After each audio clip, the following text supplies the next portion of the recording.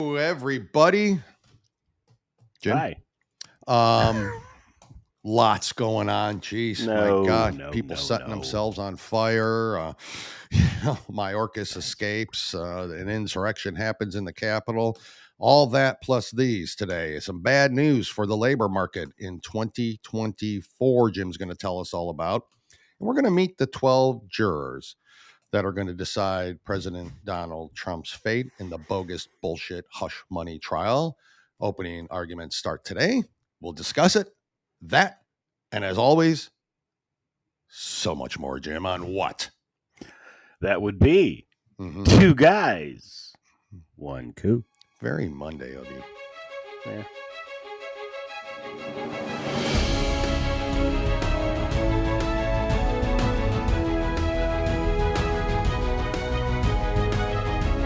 Welcome to the Two Guys, One Coup podcast with Dale and Jim, where the truth matters and progressives' feelings don't.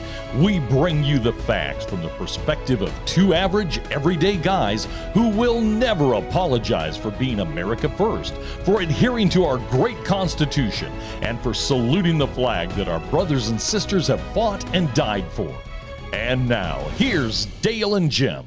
It is what it is. I mean, very like beginning of the week. I've always noticed this, Jim, that our Thursday shows are way better than our Tuesday shows. I don't know why. I think it's just, tired from the weekend always. The weekend was a little rough. So yeah. And so busy. All that other stuff. Hey, and people that follow us on Facebook and all that know that I ran into Representative Matt Gaetz. That was awesome. I want to tell you a little bit about that just because he's a very polarizing character, right? Mm-hmm. It's either you like him or you don't, for the most part. I would put him with Marjorie Taylor Greene, but I think more people probably dislike her more than him. I'd say so. She's really in your face. I mean, she's in your face, and I love it. I mean, I'm okay with it. To some extent, I do. Yeah, they combat the in your face progressive lefties like AOC and Aaron. During a State of the Union speech, I think there is a decorum that needs to be handled. Do you like tearing up the speech? No. From the Republican side. So we've got to step up. So we need to step up. We're better than them. We are better than them. I think we're better than them. But being better than them, Jim, has led us to not a red wave, not gaining the Senate back. Not, at some point it's like, okay, we'll play your stupid, silly games. We will play your okay. And I like Marjorie Taylor Greene. I think no. I know that she is polarizing. I get that. Yeah. I don't always 100% agree with any single one of them. But when I take a look at a Marjorie Taylor Greene, or I take a look at some sort of milquetoast Republican House member that just kind of goes with the flow. Todd Young, senator from Indiana. Who? Yeah. Todd Young, senator from Indiana. Yeah, I mean, they make no waves. They just, okay, is that the party voting? That's what I'm doing. That's what I'm, at some point I understand. I mean, they can be polarizing.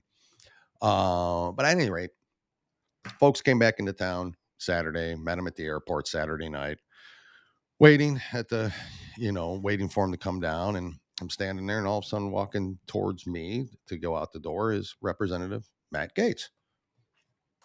And I'm looking, I'm like, well, I know that guy.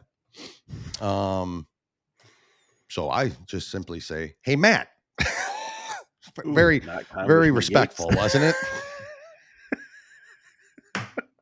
like he's my brother. We're old buddies, right? So he strikes me as a guy that's fine with him. Yeah. So I say, hey, Matt. And he stops and turns. He's like, hey. And so I'm like literally 2 feet away from when I say it. So I just kind of turn around and start talking to him and say, hey, I just wanted to introduce myself. My name's Dale, blah, blah, blah. Immediately, been trying to reach your folks to get you on the podcast. That's the first thing I said to him. I said, it's a conservative podcast. He told me who to reach out to, who to get a hold of and all that. He won't come on. Doesn't matter. That's not the point. That's fine. Right. Yeah, that's fine. I don't one way or the other. He's even got his own podcast. I'll tell you, he looked tired. Yeah, he did. He looked tired. He did. In the picture, he looked tired. He looked a little defeated. We'll get into that in a minute. But after talking to him, I thanked him for fighting for the people of his district. I'm a member of it, voted for him twice. we'll vote for him again. And I appreciate all the hard work he's doing in Washington. Which he was very cordial and thanked me, very friendly, very nice. And I said, hey, and typically I don't do this because I feel weird, but I'm like, hey, just want to get a picture with you. Are you okay? And he goes, hey, you're my boss, of course. Now I thought that line, he probably said it 100 times to his constituents. Absolutely perfect. But absolutely perfect. He's like, hey, you're my boss. Of course you can. That's a guy who, whether he believes it, whether he doesn't or not, says it and knows that he's working for the people. Whether you like him or not, or agree with him, whether I think Mike Johnson should now be removed because of the bullshit spending, I don't agree with it. I think it's a wrong move. I don't think they should have ever went down that path, and I don't think Mike Johnson should have agreed to it. But that kind of speaks volumes on how Washington works. I don't think if it was reversed, I don't think a Democratic Speaker of the House would have ever agreed to a deal with the Republicans, ever. If Republicans wanted to give $60 billion to Israel. No, $35 billion. 60 goes to Ukraine. Even if they wanted to give $60 billion. $60 billion. To Israel, even if, I'm sorry, I missed that part. Democrats would fight against it. And the thing is, what would the Democrats scream? Oh, there's no money for the United States. There's no money being poured here. And that's exactly what happened. So I understand. Here's what I understand. I understand the anger the anger of Speaker Johnson. I do. I understand damn it, you said if there was no money going towards our border, you would not agree to this. And he went back on his word. Correct. He did. And that's wrong. It's absolutely wrong. I don't agree with trying to remove him right now. Again, like they call for it. Every time a vote doesn't go your way, people, you can't be saying, I wanted to replace him. Who are you going to replace him with? Now, Byron Donalds would be perfect. That guy won't agree to nothing with her. He would fight. He's a fighter, and I get it. He would be great. We met him, by the way, with a picture of him. That's right. You're right. We got that too. So that would be phenomenal. The problem is he won't get the votes because there's too many rhinos and too many. Everybody who voted for that bill has some stake in this, whether they've got stock in Raytheon or Lockheed or whatever the war machine that's pushing all this for. They have a stake in this, without a doubt. Back to what you and Greg said in our interview. The politicians should wear who they're sponsored by. That's right. On their clothing, like NASCAR. So we know does. Like NASCAR does, because that's what the vote was for, to line their pockets. Exactly. They don't give a shit about Ukraine. Nope. No, well, they don't give a shit about us either. Well, they don't, honestly, that's clear when they don't vote for a bill to protect our border. Right. Most of the politicians don't give a squat shit about us, Republican or Democrat. There's very few. Okay, there are very few. Yeah. And so yeah. But going back to Matt Gaetz, I appreciate the work he's doing there. That's all. I think we know now, and have since President Trump first became president in 2016, how deep this state is. And the more people you and I talk to, the more interviews we have with people on this show, it's deeper than we'll ever even know. We know it. We know there are things that we didn't even scratch the surface. We are just putting the shovel into the 6-foot grave. That's how deep this thing goes. Okay. It's not, this is a hard fight, and whatever is going on in there. And when Matt Gaetz questions people, he nails it, and he's been, I think, fair to both Democrats and Republicans with his bashing, to be honest with you, because I think it's true and it's justified. So anyways, I appreciate it. It was nice to meet him. I was completely disrespectful by calling him Matt. I should have not, but it was the first thing that came to mind, because that's who I know him as, right? That's just in my head. I'm like, oh, Matt, it's your good friend Dale. No, you weren't prepared. No, not at all. It was like, oh my 2 God, seconds. how many times do you expect to see, oh, holy shit, look at that. There's a U.S. House representative there. And then I told my parents when they came off, I said, Matt Gaetz was on your flight? And they're like, no. Well, of course, he didn't sit where you guys sat, but I mean, but it was a commercial flight, so I appreciate that. Well, I mean, again, there are good ones out there, but most of them are not.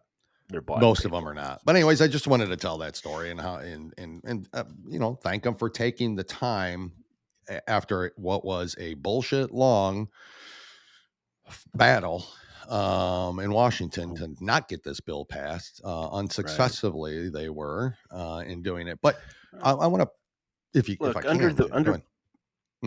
under President Trump, there was some there were some bills that were passed to give money to different things. Now, obviously, wars weren't going on and stuff like that. However, there weren't any. The country was okay, was doing good, was doing great. Yeah. I don't have a problem with giving money to other countries. I have absolutely no problem doing that. Yeah. When we're sinking, we can't take care of yours. I have a problem with. Yeah. I have a problem with it. Mm-hmm.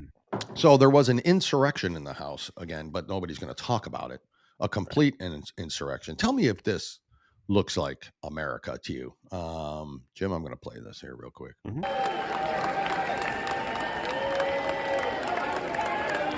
What are they waving? There's Matt Gaetz right there. In the back of it. What is going on in there? Waving the Ukrainian flag in the House, the United States House of Representatives.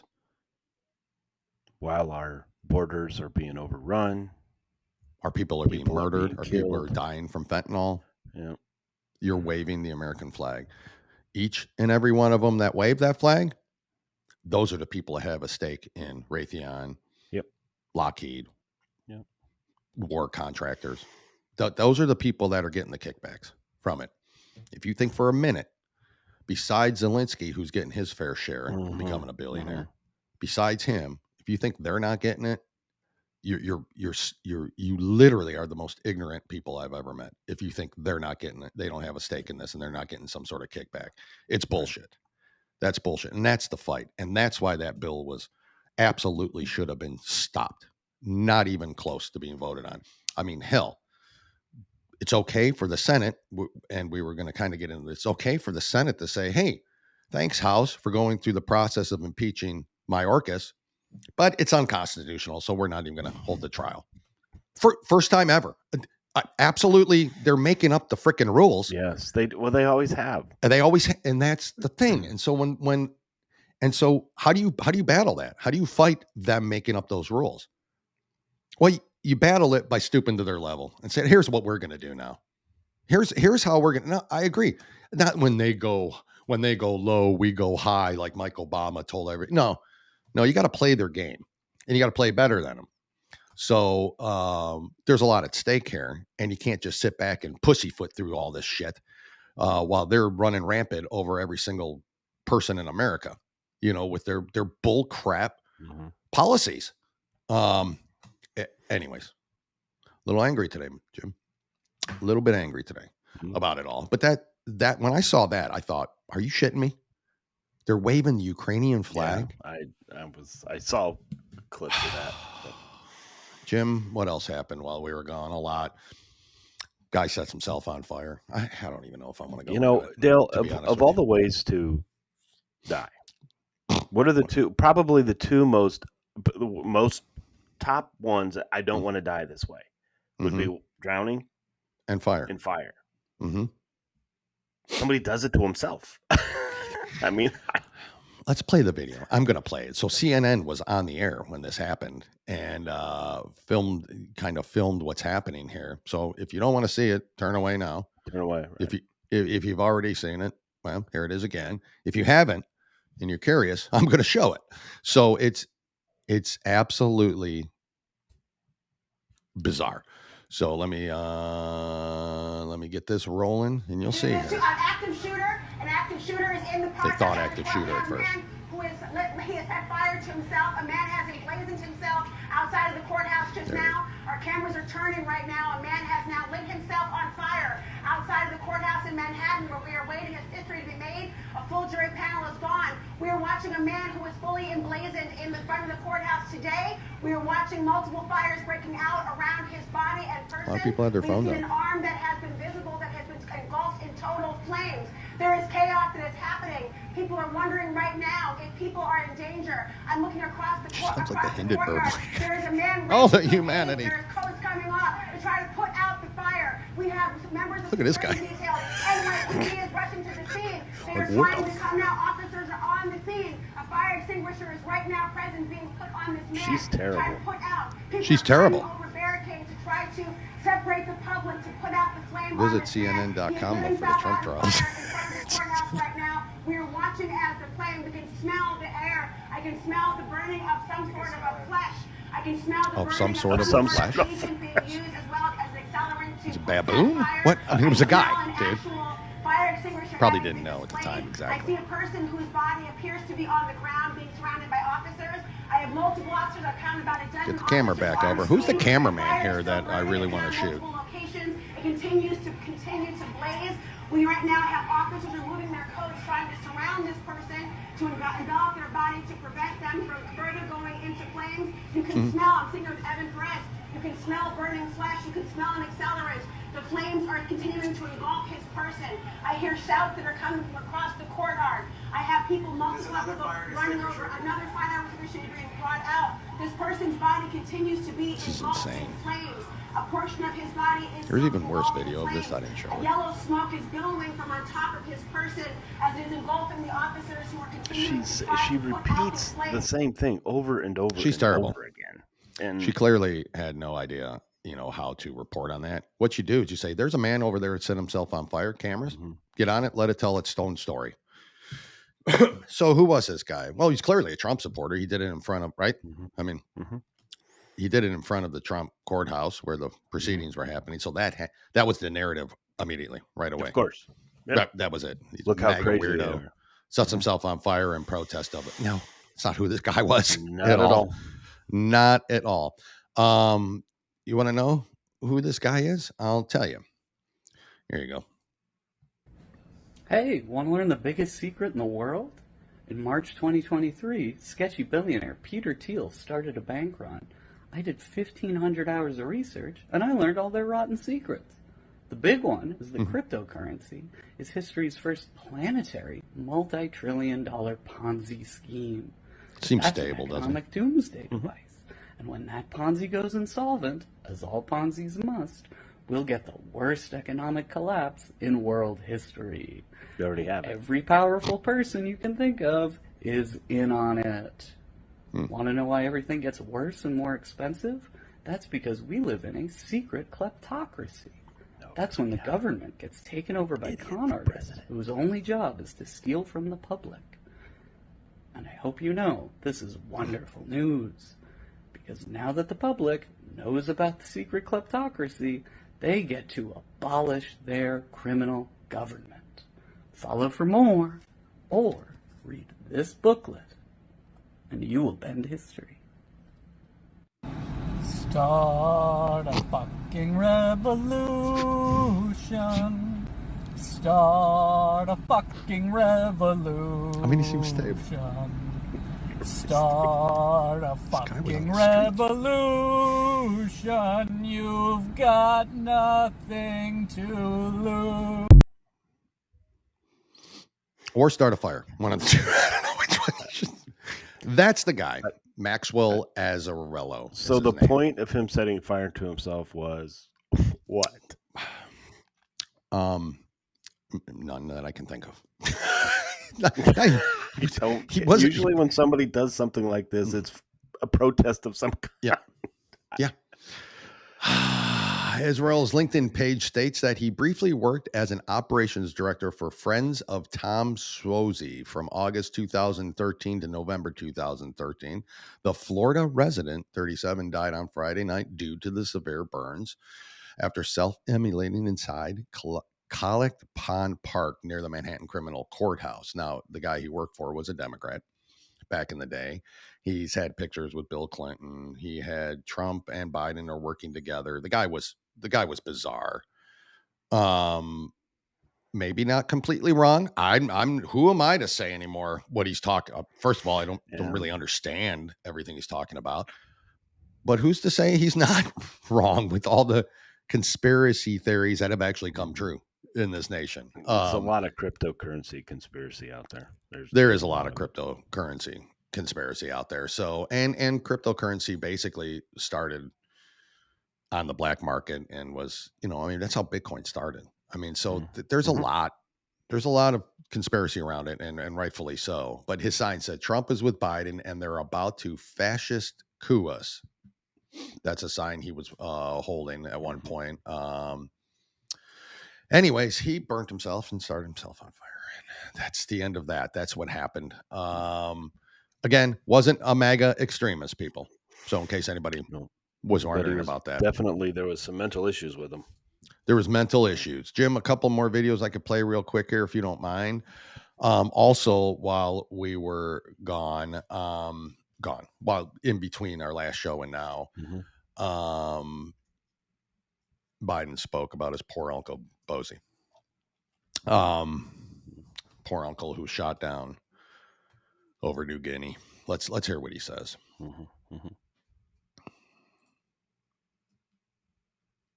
And my uncle, today they called him Ambrose Brosey, they called him Bozy. My Uncle Bozy, he flew those single-engine planes as reconnaissance over war zones.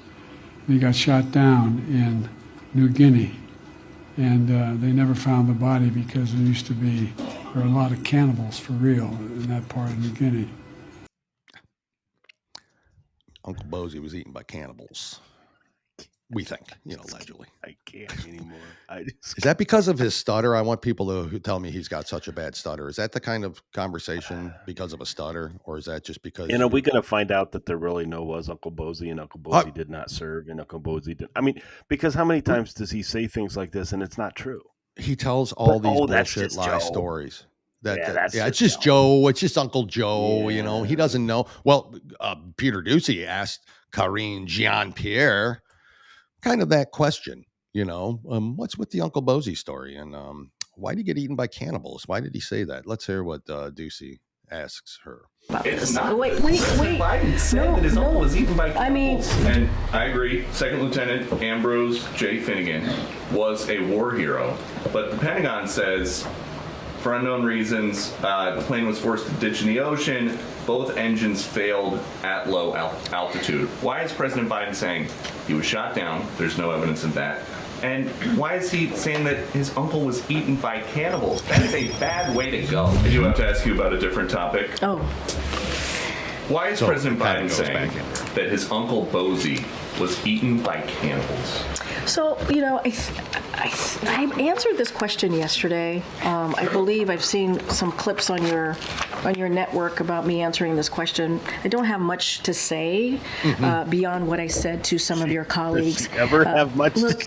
Nothing truthful. I was there. I think you traveled with us too to Pennsylvania. I'm not sure if you were there at the memorial in Scranton. The president had a emotional and I think a symbolic moment. He had an opportunity as president to honor his uncle's service in uniform. He had an opportunity to be there as president to speak to the bravery of his uncle, and not just his uncle, but many U.S. service members that put their lives on the line on behalf of this country. Yeah, so way his to go, uncle, Green, who lost his life when the military aircraft he was on crashed in the Pacific after taking off near New Guinea. Oh, he wasn't shot down? The president highlighted his uncle's story as he made the case for honoring our sacred commitment to equip those we send to war and take care of them and their families when they come home. And as he iterated, the last thing American veterans are, or the last thing Americans should be called, are suckers and losers. And they repeat that frickin' lie that they said Trump said. That's a lie, and they keep repeating it. And she's 100% lying. That's it. Right. 100% lying. And by the way, if a cannibal ate a Biden, they'd spit him out. Just saying. And that is, those types of words should not come from a commander-in-chief, as we have in the past. And we should actually be lifting up our American veterans and honoring them. And that's what you saw from this president. He lost his life. It's not, look, I'm not, we should not make jokes about this. Wait. President Biden said that his uncle was eaten by cannibals. I mean, your last line, it's for a laugh. It's for a funny statement. And he takes this very seriously. His uncle, who served and protected this country, lost his life serving. And that should matter. You have a president that lifts up our U.S. troops, our American veterans, every day, who thinks about them. Who actually thinks they're all heroes, and they are. And you have a former president who disrespects that, who doesn't honor that. Say it as president, suckers or losers. That's what he said. Where did the cannibalism come from? Where'd the cannibalism come from? I think you're missing the point. The point is you have a president that lifts up American veterans, who lifts up our U.S. service members. No, he doesn't. And that's what matters. He understands how critical and how important it is to be commander-in-chief. How has she continued to lie for this long and lie? Anybody asked the soldiers in Afghanistan during the withdrawal? Yeah, there's 13 of them. Did he give a shit about them then? Mm-hmm. Yeah. How do you lift them up? Was he vice president during Benghazi? How do you help them? This guy's been a chronic liar. He has lost re-election or election bids or primaries because he has lied and plagiarized. He makes shit up. This is no longer dementia. This is just him truly believing in these stories and lies that he said. See, you tell a lie. How long can that lie go on before you're caught telling? Well, I do have a quick. He went down in the Pacific, right? We heard that he did. I'm not okay. So no, hold on. Okay. I'm not at all insulting his, because you and I are very pro military and we just absolutely. But in a way, he's not lying. Yeah. Because was he eaten by a shark? Maybe. Because then they're cannibals, right? I don't. Different. They're different cannibals. They don't. Okay. But again, I agree with Steve Ducey. Why bring the cannibal thing up? Yeah. Why bring it up? Why even say that? My uncle was a hero, and he went down. And he went down. Not shot down for one. Okay. And nor was he eaten by cannibals. So the truth of that story was your uncle served and he was a war hero, as all people that serve are. And ask the any veteran. Ask them all who they were ever has their commander in chief. Yeah, and I bet you a vast majority of them are going to say President Trump. Correct. Yep. A vast majority of them. So or anybody but Biden in a way. Well, Democrats over time have proven that military lives are not as important to them because it doesn't meet their bottom line. It doesn't meet what they're trying to do. Benghazi is an example, right? Yep. Benghazi is an example. Mogadishu, Black Hawk Down. Yep. Who were presidents then, folks? Yep. Wasn't Republicans. Yep. Okay. Yeah. They don't care. And here's the thing. All you got to do is look at it this way. Where does the vote generally go to from our veterans? Yep. Our service members and veterans. That goes Republican. Right. Republican. Well, they can't care much about them because then that's just more votes for Republicans. Right. This is why they push for the illegals, to combat all the other demographics that he's losing. It's already veterans always lost it. But, he doesn't care. Go on. Let's discuss that real quick on that. He's losing everybody. He's losing the young vote. Yep. He's losing the black vote. He's losing the Hispanic vote. He's losing the women vote. How is it tight still, folks? Ask yourself that question. How is it still tight with all these polls? Because he's not losing the women vote, though. He's lost. He's not losing the women's vote, but he's lost ground. And that's the push for the whole abortion thing. Right. Because he's not lost as ground. Big, but he's still losing. But he lost ground every. Well, here's what you're hearing. Here's what you're hearing, Jim. You're hearing that that Texas might turn blue. Okay? I just want you to pay attention to this. There's only one way that's going to happen. You're hearing Texas might turn blue. You're hearing other states. I can't remember exactly which other ones, but at any rate, and we're hearing this because where do you think they're going to try to push the cheating this time? In the Texas area, in the other ones, because they'll say, well, we told you. I mean, it's like turning blue. You got a lot of these California transplants that moved to Austin. So clearly, I mean, it could have turned blue. I mean, that's it. There's a couple of those out there that they're claiming could turn from red to blue. And I think it's a plan, so we're not so surprised when it happens in 2020. Just pay attention to it. That's all I'm asking. Well, majority of the people, we do know, the majority of the people moving from California to Texas, from New York to Florida, New York to North Carolina, most of them, folks, are not bringing their conservatives leaving the freaking state because they're tired of it. We know that, but that's not what they're telling you. I understand. I understand. But no, the reason, if Texas falls, folks, the illegals have voted. Yep. Correct. There's the only way Texas and that's what I'm saying. That's where the way. cheating's going to come in. That's where the whole, that's where, don't be surprised. We told you, that it could turn blue. There's a demographic change there. Well, it's just, anyways, it's what we said. He's losing demographics everywhere. Yep. Correct. And that's the point I'm trying to make.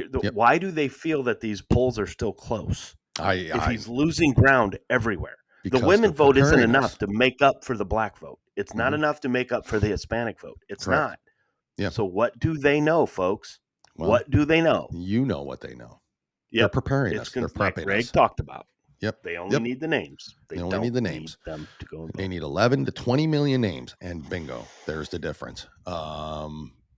At any rate, or they're successful in getting Trump completely banned from running, which is the other issue. Really quick, two more. Remember last week we showed President Trump walking into the bodega in New York and the crowd outside and the cheering of 4 more years and his talking. Well, Biden tried to recreate that by walking into a Sheetz. If you guys don't know where Sheetz are, and you may not have them in your area, but it's a gas station / fast food kind of joint. You go in, you can buy all sorts of different foods. You can order from a menu there on the screen. They make it for you fresh, blah, blah, blah. Anyways, big, if you haven't heard of it, that's what it is. But Biden walked into a Sheetz and tried to kind of recreate the atmosphere, in response to Trump's bodega visit. Let's see if there was a difference. Here's Biden who walks into Sheetz.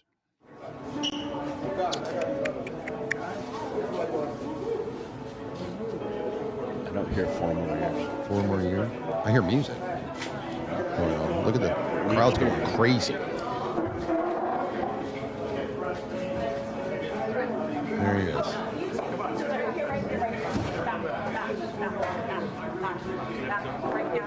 Now, what would you do if you were the worker there? I'd shake his hand. It's the President of the United States. There's a respect of some sort. I might tell him what I thought. They cleared this before they move, obviously, like Trump did, like you have to. And here he is. He's going to try to. Secret Service is holding trades. Oh boy, that's where he belongs. By the way, he's behind the counter. Put him in the drive-thru, please, for the love of God.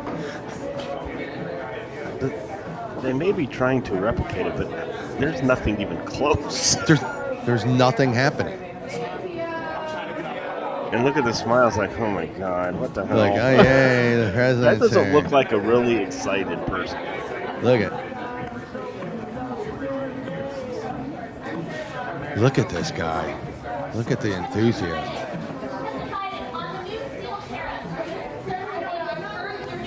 Now they're asking questions.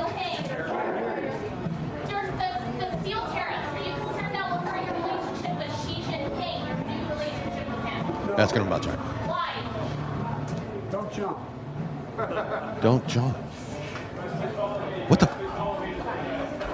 And there he goes. Look at the crowd. Look at the shelves are empty. I was going to say. Welcome, Biden. Yeah, there's some empty shelves there. There's the Biden's economy. Mm-hmm. Oh my God. This is crazy. So he walked into Sheetz on that day. What happened the very next day, Jim? Brief 25-second video here. This is what happened. Sheetz is being sued over its hiring practices. The U.S. Equal Employment Opportunity Commission filed the suit this morning. It claims that the way Sheetz bases employment on criminal records disproportionately screens out Black, Native American, and other multiracial applicants, and that this violates federal law. The suit does not accuse Sheetz of being motivated by race when making hiring decisions. We have reached out to Sheetz for comment, but so far we have not heard back. Very next day, he sues them. Why? Because they won't hire felons. Because they won't hire felons, Jim. You can't make this shit up. You just literally cannot make this up with this administration. A joke of yeah. I'm speechless. Jim, I just don't know what else to say. Give up. I got two more quick headlines, if you don't mind. Okay. Yep. I've talked for 30 minutes. Are you happy about that? Probably 32. Yeah. Maine's Democratic dominated legislature.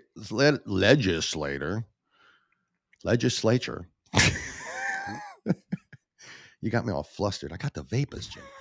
Passed a bill Friday that would shield abortion and gender transition surgeries from facing lawsuits for providing services to minors. Yes, folks, Maine is now a sanctuary state. Yep. To have minors go get both abortions and gender reassignment surgeries, mutilations. So there's Maine. Maine is lost. Maine is a lost state at this point. Mm-hmm. That is that. Illinois trans-identified male pleads guilty after issuing disturbing school shooting child rape threats. Now, not only do transgenders do this, that's not what I'm saying. The point here is not that. The point is it's that just another example of the mentally unstable in this country, whether it's transgender or whether it's just some asshole with a rifle, doesn't matter.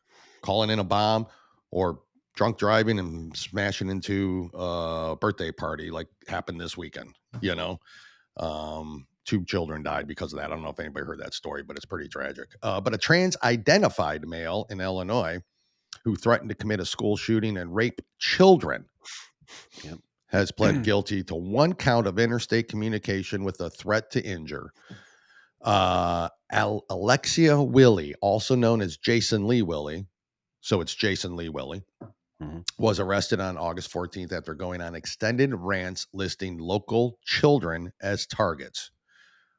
Again, briefly, you can go read that story. Trans-identified male pleads guilty after issuing disturbing school shooting and child rape threats.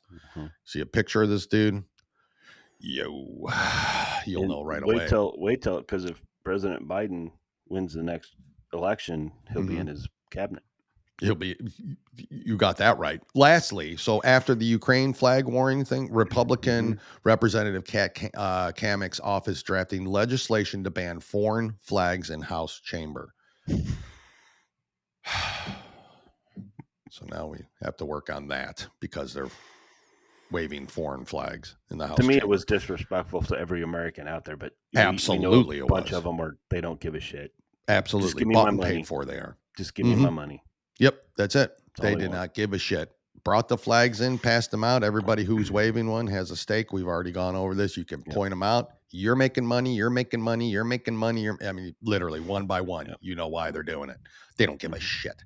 Jim, that's it for me. Go ahead. I'll let you go. Sorry about that. Tell me what you got going on here at the beginning.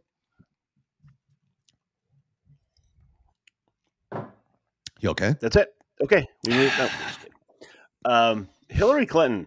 You just wasted time. I'm going to give you real quick descriptions, and you tell me what this sounds like, okay? Okay. In a recent episode of Defending Democracy podcast, which aired on Friday, Hillary Clinton said Donald Trump seeks to emulate authoritarian figures such as Vladimir Putin and Kim Jong-un by suppressing opposition and eroding democratic principles. This was reported by the Daily Mail. Trump was just gaga over Putin because Putin does what Trump would like to do. Kill his opposition, imprison his opposition, drive journalists and others into exile, rule without any check or balance. Can you please explain to me Biden, what right? that... Was it Biden again? She's talking about the Biden administration? If I would not have started, if I would have said, here's a quote, Who would everybody? And I don't care. Even Democrats would have said, "Well, it's what Democrats are trying to do." Yeah. Right. This is exactly what the Democrats are trying to do. Now, So what? Anyway, this was so a Hillary Clinton's Defending off. Democracy podcast. Mm-hmm. Well, okay. I'm sure it was a You gotta hard-hitting understand. podcast, right? Yeah. The Democrats talk about defending democracy, Mm-hmm. and they're not. But what they're doing is So Biden just said choose freedom over democracy in a speech. Anyway, okay. And the crowd Hillary cheered Clinton, as if they knew. Go on. Hillary Clinton's at it again, folks. Yep. There she is. That's probably up on YouTube. Not that right I now. care, because I personally think every soccer match should be canceled. Agreed. However, here, I second that. This is too dangerous. A New York City coach says teens' soccer game canceled when migrants refuse to leave the field. What? Again, I don't care. Because, soccer, in my opinion, should be outlawed anyway. However, the point of the matter is they couldn't play because it was over. These illegals would not leave the field. What's Eric state? What's Johansson, a coach for the Manhattan Kickers, 17-year-old boys travel team, and said when his players showed up at Thomas Jefferson Park, he asked the migrants to leave. Johansson said a few migrants thought about it, his request, however. 4 or 5 of them said, "You know what? F it. We don't have to leave, and we can do whatever we want."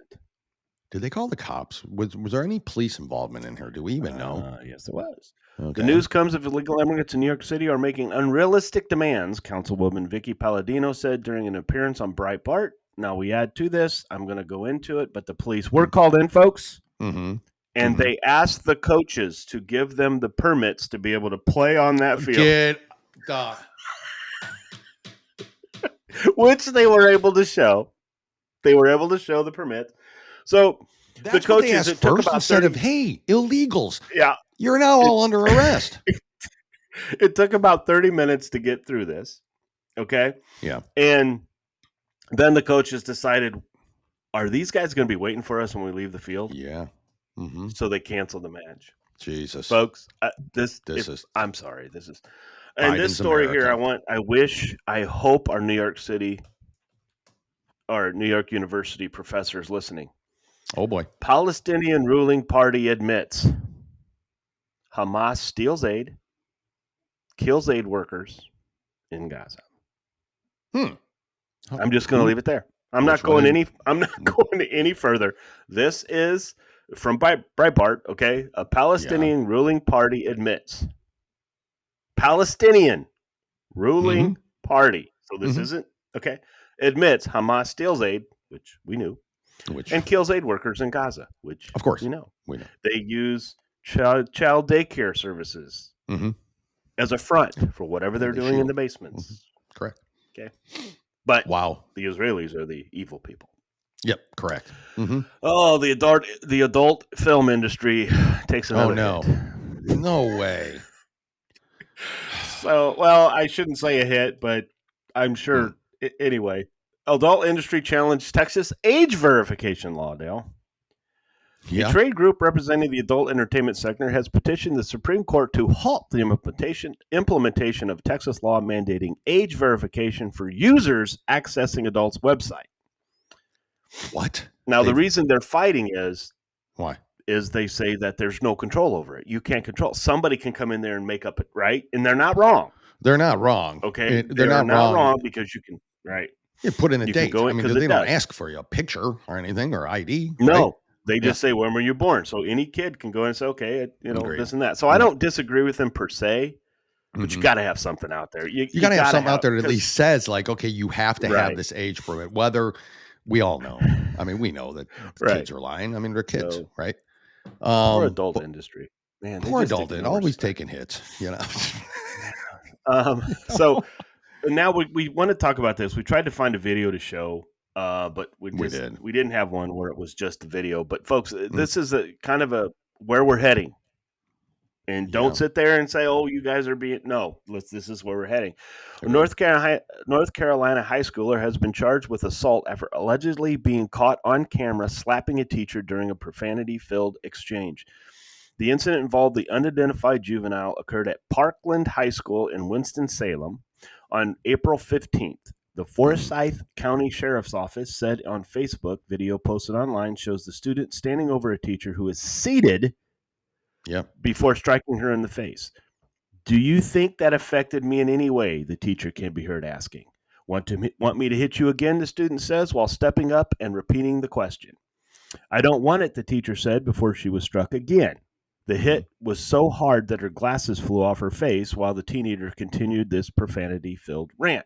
Ain't nobody even coming. You got slapped, the student says. Bitch, go back to teaching. Wow. Now, this student has been suspended and everything else. And now, I don't know what's going to happen to the student, but my guess is she's going to be back in the school in another few many days. She's going to get suspended. But, folks, the reason I wanted to bring this story up, we're seeing more and more. Expelled. Yeah. Yeah. But the final comment on this that I want to point out is since COVID, okay, this is what teachers are facing. All right. They're facing all of these kickbacks. And now here's a former teacher at the school. They were not surprised after seeing how the now viral video of the assault circulating online, adding that behavioral problems at the school took a turn for the worse when students returned to the classroom following COVID-19 closures. Now, I think it was before that, because schools that I'm very familiar with, this shit was going on even before. Students were getting out of hand and getting away with shit. Because there's no discipline. Correct. You've taken corporal punishment out of the schools. Well, you can't hurt the entitled little babies. You can't, as a teacher, you can't grab that student's hand from slapping you. Yeah. You can't. Because that teacher would get just as much trouble as the student would. So most people ask yourself, why did the teacher just sit there and take it? Because she had to. Yep. There's nothing these teachers can do. Folks, teachers are leaving the schools not because of Moms for Liberty groups, not because of any of that. Teachers are leaving the school because of the behavior of the children. That is the biggest reason teachers poll after poll after poll, study after study, survey after survey. That's the number one reason. This shit goes on. And I am telling you, this student who did this, it wasn't her first time. No. Nobody just hits, nobody just breaks. So this student, I guarantee you, has been a problem student. That hit? It's a female. Yeah, female hitting a female, I believe. I couldn't tell in the video. Yeah. So anyway, this is what teachers are dealing with. And it just leads us into some very bad things. But it does. Real quick, Biden's latest student loan handouts could cost as much as $750 billion. Ah, okay, good. That's $750 billion, by the way. If anybody wants to know that. Figure out $1 billion and then go from there. Everybody knows what's going on. But it gives students time to travel and buy a house and go back to school. So now his latest one, he wants to increase what he's already done, folks.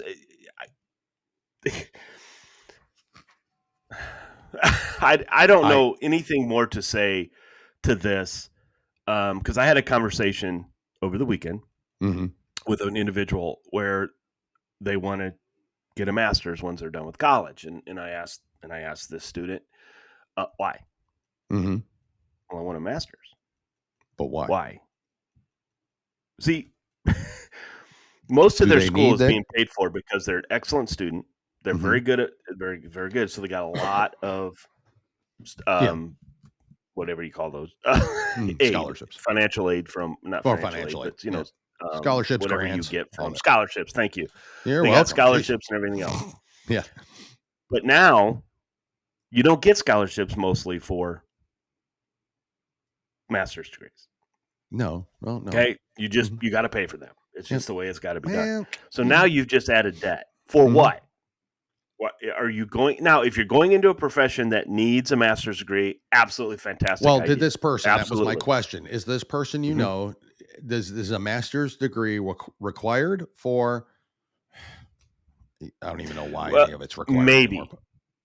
Maybe because actually, what I think this individual wants to do is not only a master's degree, but there could be a doctorate too. Okay, well, I mean, you got to continue the education and all that. I get that part of it to an extent, extent, pay it back. But again, but do you need it? So here's the point that I'm trying to, okay. So if you want to go to elementary education, don't go to a private school. No, we know that. Why? Correct. Why Yeah, that makes sense. Okay. So anyway, they don't. The student loans, folks, when you borrow money, pay it back. Because what are you going to do? Are we going to, okay, my housing. I don't like paying my mortgage. It's not fair that I have to pay my mortgage. Correct. Yep. Are we going to see? This is ridiculous. But it's anyway, ridiculous. $750 billion, folks. Yep. Wow. All right, so are we ready for my story? Yep. I am. So your bad news for the labor market. So this is a good topic to talk about because there's so much misconception about the labor market. Especially what we've been seeing. Okay. Now I want to go into it because everything I laid up, that student behavior that we just talked about in the story, the student loans that we just talked about, because they're entitled to it. Yes. How many do we have to always hear about these kids are entitled? Sure. So now we have all of this stuff coming to fruition. Okay. Yeah. Now there is one thing I'm going to add to this that this article did not have, and I'm tired of people leaving this article out. I really am. Okay. But we'll get into it in a minute. An alarming new study on the future of the labor market puts a spotlight on the lack of employees and a rise in the workplace litigation this year. Okay, so the lack of employees, folks, it's not because there's so many jobs out there that's not it. Yeah. Okay, I want, even though that's what the administration is telling you, correct. That's not what's going on.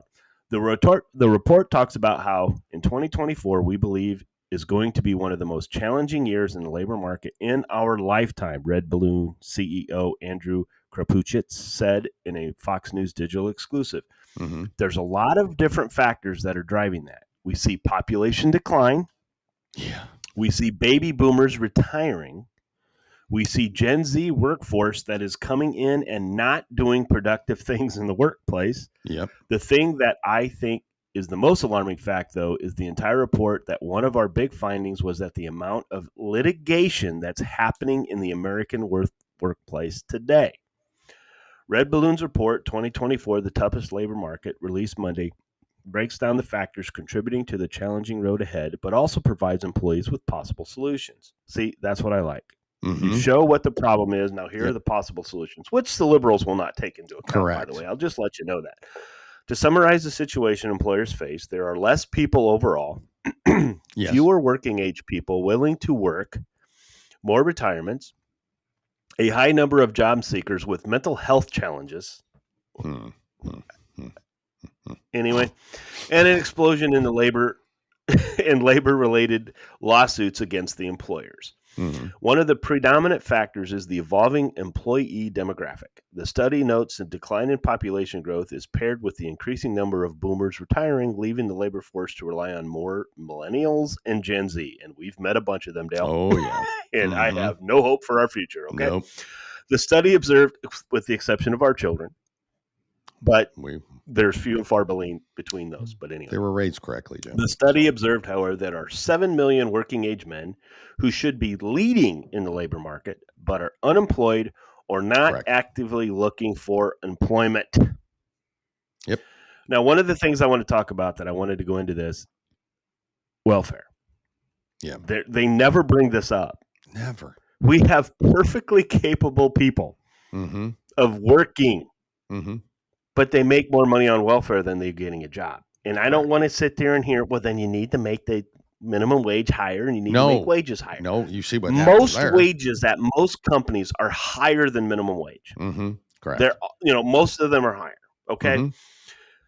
They make more money on welfare than they make going out and getting a job. That's very true. That's one thing that it really bothers me that it's too. not being discussed. It just bothers me because that's the labor market where we have a lot of people in it. Okay? Correct. Especially now. Yep. With Gen Z. And look, Gen Z is, I'm worried. Anything after Gen Z. Yeah. Okay. These kids flat out don't want to do anything. No. Correct. All right. Now, the study explains the study explained that Gen Z labor force is increasingly defined by job hopping and mental health challenges. Come on again. And voluntary sidelining. What is with the mental health challenges anymore? Yeah, what mental health challenges other than the fact that our schools are destroying them, and it's not the teachers, it's what they have to teach, how they have to teach it. Mm-hmm. None of these kids are being prepared for life. We talk about that day in and day out. Nope, that's right. A March 2024 survey of Red Balloon found that the business owners in the study, 68% said Gen Zers are the least reliable employees, and 64% said Gen Zers are likely to cause division and toxicity in the workplace. Shocking. Okay, now the most alarming factor, I want to get into this litigation real quick. You see businesses that are spending enormous amounts of money on dealing with either class action lawsuits from employees, whether it's sexual identity, whether it's race-based. Mm-hmm. These things are just sucking the joy and productivity out of the workplace. Mm-hmm. When you have employers have to spend that much time and energy either fighting a lawsuit or walking on eggshells around the workplace so they don't get a lawsuit. We are experiencing some of that ourselves now, right? In the industry that we deal in. Yep. And it's not wrong. You can't say anything. You can't sit there and joke with a fellow employee or worker that you're having. You can't joke with them because if somebody in the background who's overhearing it could be offended by it. Correct. Mm-hmm. Yep. And so again, I guarantee you those people are Gen Zers probably or millennials because my feelings are hurt. Oh yeah. I heard them say this and it's So guys, this is 2024, but I guarantee you if things don't change, whether President Trump wins the presidency or not, whether conservatives win back the presidency and we get things going in the right direction, unless we fix what's going on in our schools. Yep. Correct. And teach these children to be adults.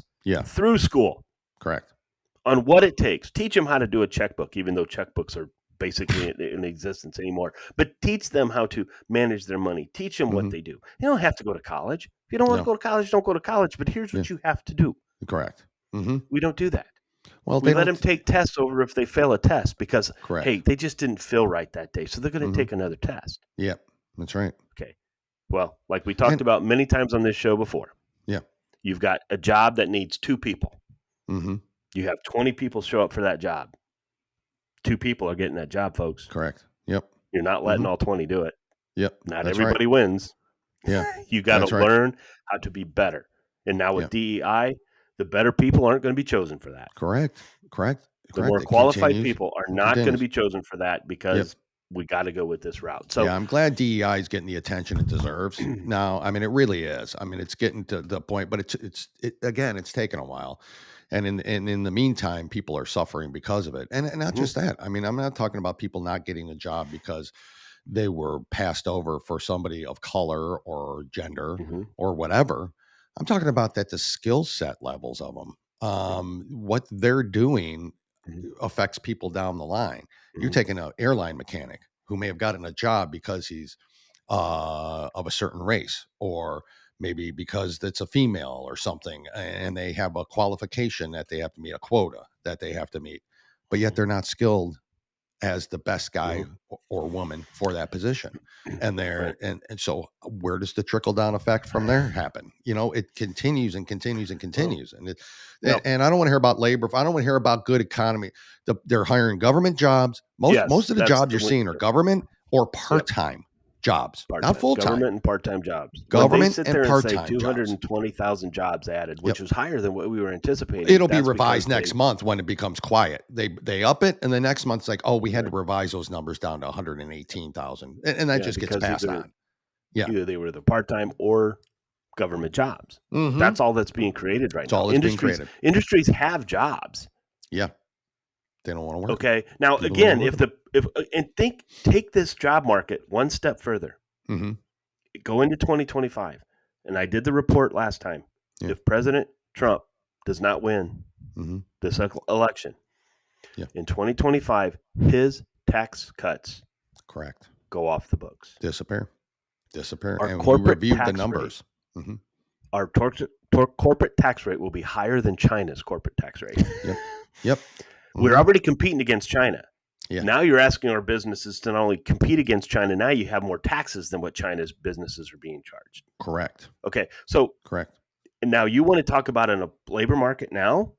Shit. We're going to have more people having to go on shit show. welfare. Mm-hmm. Yeah. Yep. But we have too many people out there saying, I think people should be allowed to kill babies. That's the most important thing. That's the most important thing. That's right. A women's rights. Women's rights are being taken away, completely abolished. Yeah. Mm-hmm. Mm-hmm. Yeah. Mm-hmm. Mm-hmm. Yeah. That's what they're saying. Yep. Folks, be strong. That's the big news. If that's what you want to do, if that is I'm going to stand on this and I'm going to die on this. Yeah. Yeah. That's the hill you're Then we're all going to die. We're all okay. We can all come to agreement on what abortion is, folks. We can all come to agreement. Eventually, when all the states go through and we get all this stuff done, every state is going to allow abortion. Correct. They're gonna. But that's right. There's going to be limitations to when you can get it done. How often? And all that, not how often, but when you can get it done. Whether it's 12 months, whether it's 16 months. Now there might be one or two states that don't. Then leave the state and go to another state to get it. You're going to be allowed to do that. So, I get the answer. Tell that to the 12-year-old girl that can't travel and all. Whoa. How many 12? Give me the numbers. Yeah, I know. On the 12-year-olds getting pregnant out there. Give me those numbers. But the point of the matter is, the point we're trying to make, they're not there. Folks, in this thing. We're not just picking on. Well, we are picking on them, but we're not just picking on the abortion movement that women's rights are being violated. But it's okay for men to play in their sports, which is kind of funny in itself. Don't worry about any of that. But it's the stance that all these individuals are making. Mm-hmm. In our country's falling apart. The world is going to hell. We are heading closer and closer to World War III. Our borders are completely porous. People are coming all over the place. We have terrorists coming into this country. We have Chinese citizens coming into this country, and they're just coming in flocks, and they're being released into this country to allow to come in here, and our people are suffering because they need the money. These illegals coming in are getting this money. They're disrespecting. They're going onto these soccer fields and just sitting there and refusing to leave. Yep. And the policemen or beating up cops or killing our citizens or whatever and being released. And you get for it. It's folks. We can all feel strong about stuff. We can. I feel very strongly about abortion. Okay, I do. I feel that abortion should not be legal. Agreed. But I am also of that same line. Then I can come to an agreement. Yes. Mm-hmm. Okay, I'm not dying on that. I don't want to. I think abortion because I is can barbaric. see both sides of the argument. Okay, exactly. I can. So we give into that. But we look at it and say, what's wrong with 12 to 14 weeks? What's wrong with that? Why do you have to have one after that? Of time. You can't make a decision. Yeah. Mm-hmm. Yeah. So, but that's not it. When we say that, that's taking women's rights away. That's taking women's rights away. No, it's not. Yep. No, it's not. Yep. And they'll tell you, well, we don't want partial. If you're talking about partial birth abortions, that's bullshit. That's not happening anywhere. Yeah, it is. Yeah, it is. California's absolutely fine with it. Washington's fine with it. Killing them right up to birth, for God's sakes. For the love of God, So, by the way, I don't want to hear this story either. If your condom breaks, if you choose to have sex with somebody you just met, and the condom breaks, that's sinful, Jim. Go get Plan B. Yeah, there's other options right there. Yeah, other options. Get it, take it, boom, done. But Jim, tell that to the 12-year-old girl that was raped or incest related. Again, show me all the numbers. They always base it, and we say this ad nauseum. They base it on the most extreme event, and that's the one they run with. That's the story. That applies to them all, Jim. So anyways, real quick, Jim, here, I want to thank you for sharing that, by the way. Just real quick before I get to the story about the jurors, New York Police Department addresses the escalating violence fueled by anti-Semitic and violent mobs at Columbia University. They're not letting the cops on to help. They're keeping the cops away. What is happening here? What are these people? Are these people all for Hitler? Crowd, are these Hitlers? If that was a mega crowd, yeah, they'd be calling us Nazis. Think about how this would be exactly. What is happening here? Who are these? First of all, mega crowds wouldn't do that necessarily. So yeah, mega. No, of course not. Of course not. But we're America first, so we're Nazis. They're against Jews, but they're peacefully protesters who make us. And by the way, who are making a difference. Was crazy town when we were in Philadelphia, Dale, for the Moms for Liberty Summit last year. Yeah, were those policemen there to protect the protesters from us? Yeah. Or us from the protesters? They were there to protect Same us. thing with MAGA from groups, the folks. The Same police thing. are not there to protect everybody from the MAGA protesters. Mm-hmm. The police are there because the MAGA protesters respect the police. They respect what they do. They respect. Mm-hmm. They're protecting the MAGA people from the other side. The Antifers. The Jim, people that are in Columbia not letting police on. Anyway, Jim, the trial starts today. Technically, Yep. They picked the jurors. But they had Trump I think they had to call it early because of toothache of one of the jurors. But anyway, yeah, I think so, or something. But yeah, so they picked them. The jury said opening remarks start today. This is going to be a ridiculous trial. We all know it. We all know it. But who are the 12 jurors? Waste of money. Waste of money. Briefly, juror number 1 and the four person lives in New York City. He has no children and enjoys doing anything outdoorsy. He gets his news from the New York Times. This is what he says.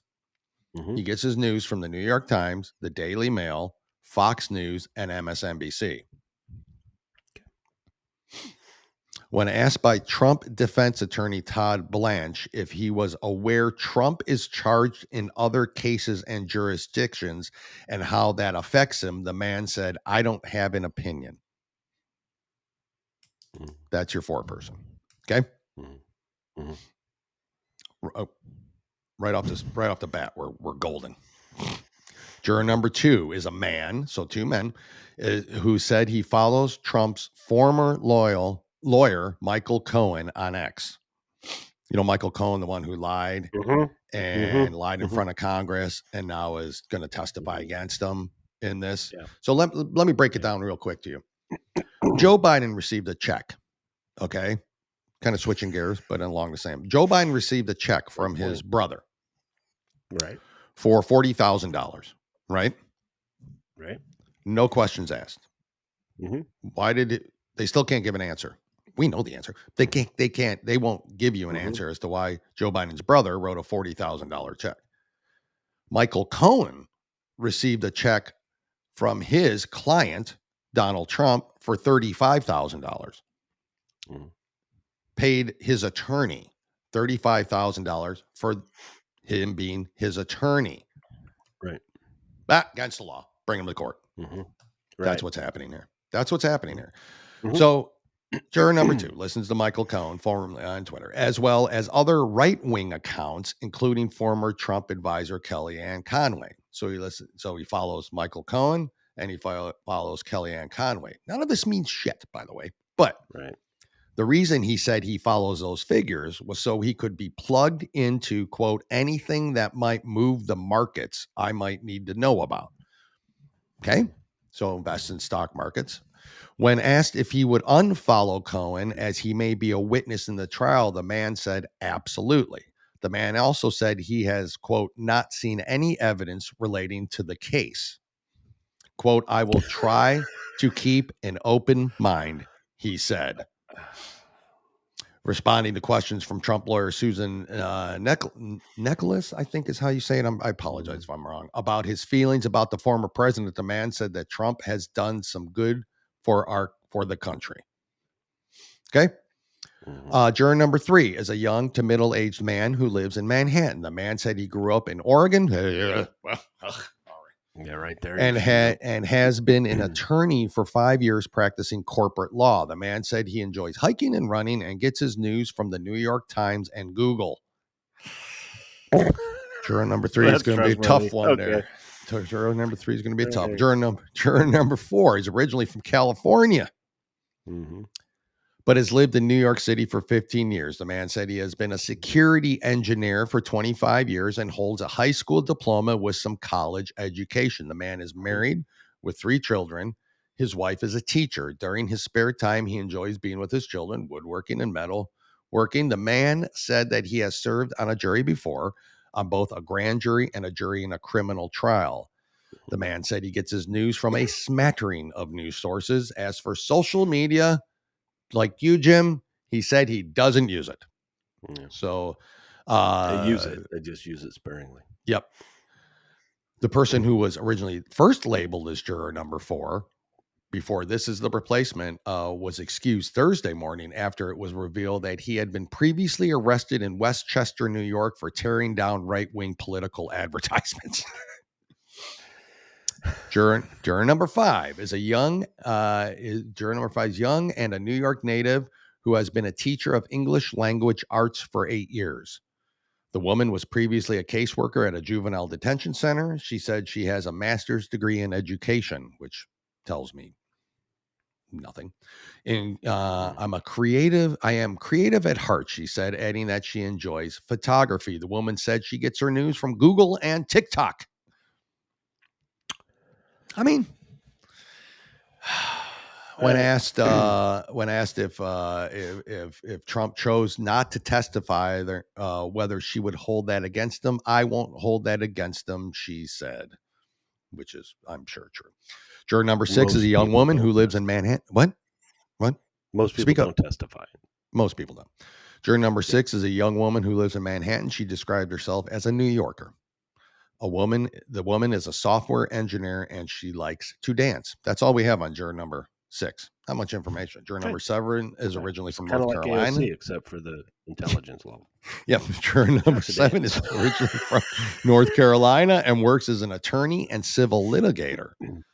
The man said he gets his news from the New York Times, the Wall Street Journal, the New York Post, and the Washington Post. Those are okay. That is about as mixed as you can get. If he's sincere. Yep, correct. Juror number 8 is a man who lives in the Upper East Side and has since 1980. The man is originally from Lebanon. He said he is retired, but had worked for a major financial firm as a wealth manager. He said he currently consults and holds a master's of business administration. The man said that he has served on a jury, but said the case was held before the trial began. The man said he reads the New York Times, Wall Street Journal, watches CNBC, BBC, and said he does not listen to talk radio. Okay.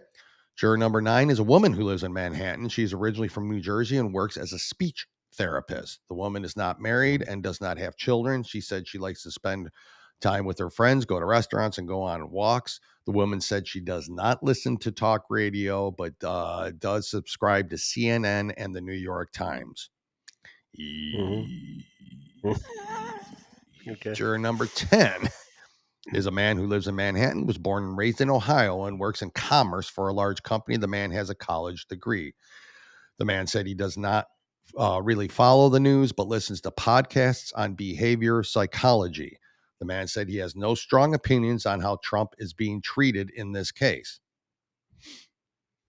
And, I mean, you can only go by what they're saying, you know?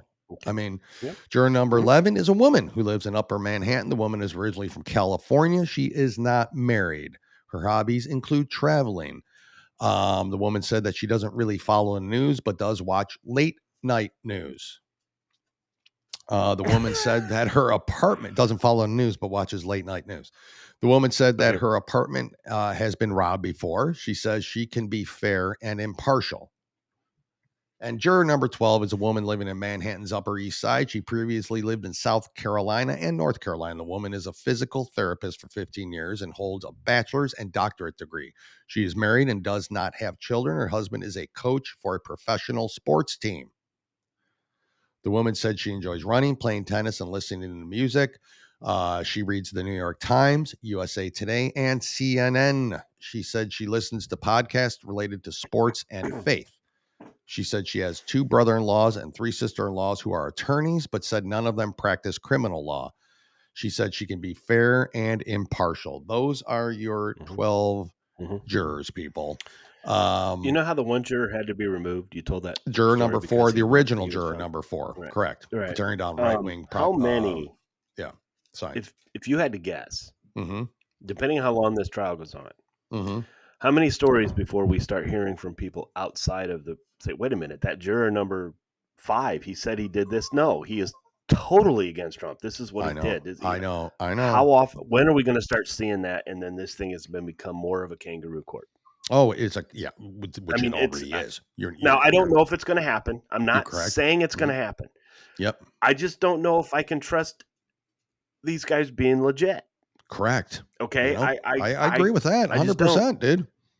Yeah. And, you're not going to get, he's the most, he's got the most popular name in the world. Right. He was polarizing before he was president. Correct. He's very well known. Everybody knows who it is. It's not, and besides that, the jury's bogus anyway. The charges are bullshit. So it's not only that he can't get an impartial jury or a jury of his peers that can be impartial. The whole case is bullshit. Right. So, Jim, what else do you have to add to today's wonderful episode? I have. Everybody knows that I celebrated my parents' 60th wedding anniversary this past weekend. Went great. Went off without a hitch. It was fantastic. Great seeing family that we haven't seen in a while. It was awesome. It really was a great event. My parents were very happy, very tired at the end. They were standing a lot, but 80, as you know, when your parents are over 80, they they need to sit down more. Okay. Sure do. But something else happened that day. And I now have 2 children that are engaged to be married, as my daughter was asked to marry her fiance, who did it there at the party.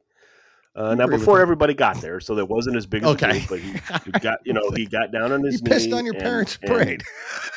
But no, because he asked my dad. Yeah. Would it be okay if he did this? And my dad, of course, said I would be honored if you did that, because it was like here's a couple celebrating their 60th wedding anniversary and a new one starting. Okay. And that's kind of how my dad felt. But it was great. We love him. He's great. My daughter is now officially engaged, so now I have 2 weddings in the coming year that we're going to have to figure it out. So, Correct. But it was a nice little beginning, I guess, because he wanted to do it at the beginning, so it wasn't, so he didn't want to take it away from what the day was, and he didn't, and it worked out really great. Yeah. So happy for my daughter and her fiance now, and so now my son and his fiance and my daughter and her fiance.